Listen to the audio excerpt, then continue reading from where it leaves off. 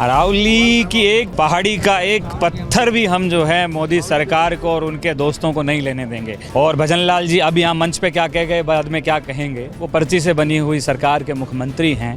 सब कुछ ऊपर से तय होके आता है और फिर मुख्यमंत्री जी को केवल एक कागज़ दे दिया जाता है कि ये पढ़ना है। तो मैं माननीय भजन लाल जी को चेतावनी देते हुए कहता हूँ कि आप कितना भी जनता को बरगलाने की कोशिश करें, हम माँ अरावली के गोद में पले बड़े बच्चे हैं। बात हमारी माँ का सवाल है, बात हमारी माँ की है। हम जो हैं 1 इंच भी, एक पत्थर भी आपको नहीं लेने देंगे अरावली से।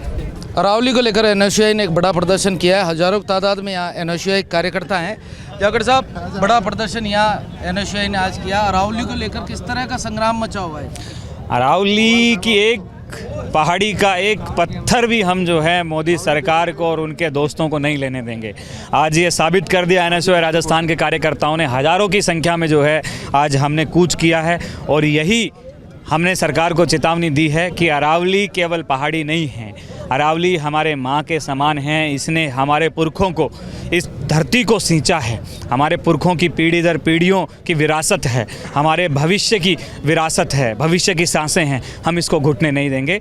जिस तरीके से मोदी सरकार जो है ये बिल पेश करती है, तो उनसे उनकी साफ मंशा जो है जाहिर होती है कि उनका मकसद यही है कि अरावली में किसी भी तरीके से जो है खनन जो है किया जाए और अपने कुछ उद्योगपति मित्रों को जो है और अमीर बनाया जाए।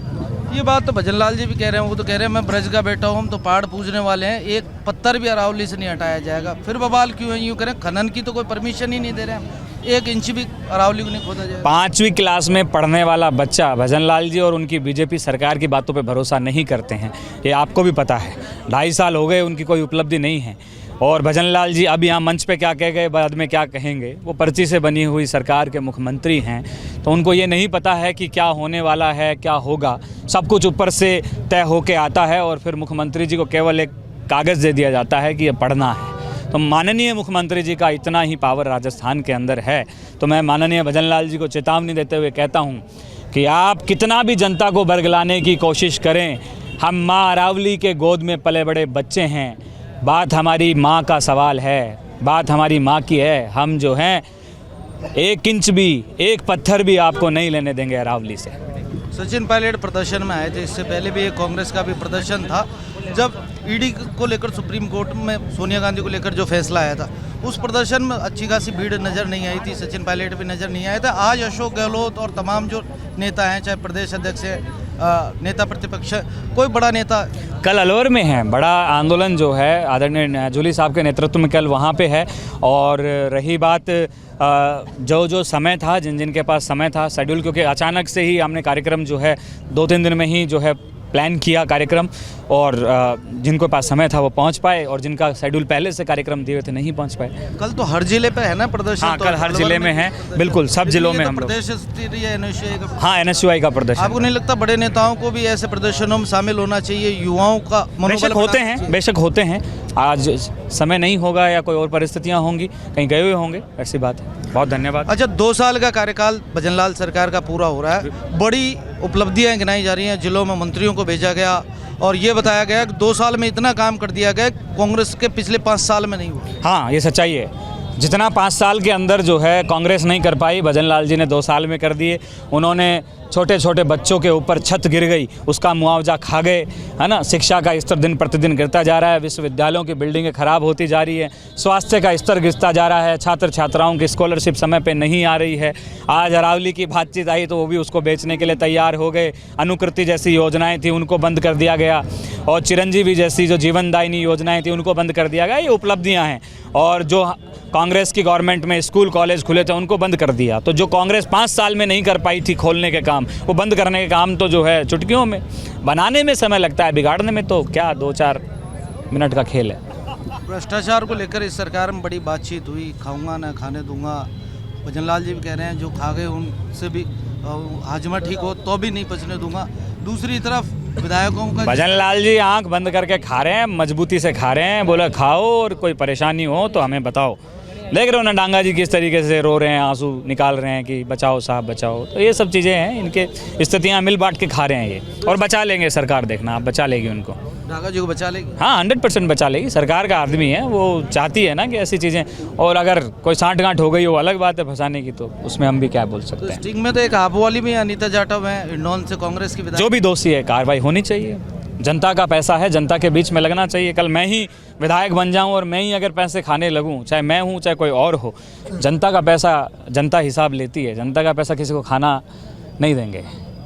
जब मैं आपके बयान सुनता रहता हूं सचिन पायलट को लेकर, आप कहते हैं 28 में अगर मेरी कांग्रेस बात को सुनिए, जीत तो- सब मेरी बात सुनिए, पार्टी के सब नेता सर्वोपरि हैं। आप मीडिया वाले हमसे कुछ ना कुछ ऐसी बातें उगलवा लेते हैं, फिर उसको चलाते हैं। कोई किसी का समर्थक हो सकता है, इसमें दो राय नहीं है। सब आला कमान तय करती है, प्रदेश की बड़ी लीडरशिप तय करती है। मेरे फेवरेट कोई भी हो सकते हैं, इनके फेवरेट कोई भी हो सकते हैं। अपना पसंदीदा नेता होता है, जिस तरीके से फूलों में फूल पसंद होता है, खाने में खाना पसंद होता है, ठीक है, जूस में जूस पसंद होता है, मिठाई में मिठाई पसंद होती है, वैसे नेताओं में भी नेता पसंद होते हैं। अब हम कुछ बोलते और हैं और आप उसको तोड़ मड़ोड़ के चला देते हो और फिर बस हमारी दुकान उड़वा देते हो आप। युवाओं को तो देखा ना, आज सचिन पायलट में बड़ा क्रेज था, आई लव यू के वो नारे कहाँ नहीं है, पूरे देश में क्रेज है। अगर वो जम्मू कश्मीर भी चले जाएं तो भी क्रेज है, वो तेलंगाना केरला भी चले जाएं तो भी क्रेज है, वो अंडमान निकोबार भी चले जाएं तो भी उनका क्रेज है, वो इधर गुजरात में कच्छ में भी चले जाएं तो सचिन पायलट जी का क्रेज बढ़ चढ़ के नौजवानों में है। वो नौजवानों के नेता हैं, वो हम सबके आदरणीय हैं, सबके सम्मानित हैं, सबके फेवरेट नेता हैं। आपका मन करता है उनको यहाँ प्रदेश का मुखिया बनाया जाए, 28 की कमान सौंपी जाए? फिर वही सवाल आ गए। ये सब जो है पार्टी तय करती है किसको बनाना है किसको नहीं बनाना। मैंने पहले ही कहा कि वो मेरे फेवरेट नेता हैं, बाकियों के फेवरेट नेता हैं, वो पार्टी तय करती है। बिल्कुल मेरी बेशक इच्छा है कि वो आने वाले समय में कमान लें और इस प्रदेश का नेतृत्व करें। ये मेरी व्यक्तिगत विचार हैं, हो सकते हैं किसी के नहीं हो, तो इसको आप गलत तरीके से पेश मत करके चलाइए प्लीज़। मैं आप सबसे निवेदन करता हूं, आप थोड़े से व्यूज़ के चक्कर में हमारी कुछ ना कुछ करवा देते हो फालतू में। तो ये थे विनोद जाखड़, जिन्होंने कहा कि अरावली को लेकर पूरा जो कांग्रेस का युवा है वो एकजुट है और अरावली को बचाने के लिए सड़कों पर उनका संघर्ष जारी रहेगा।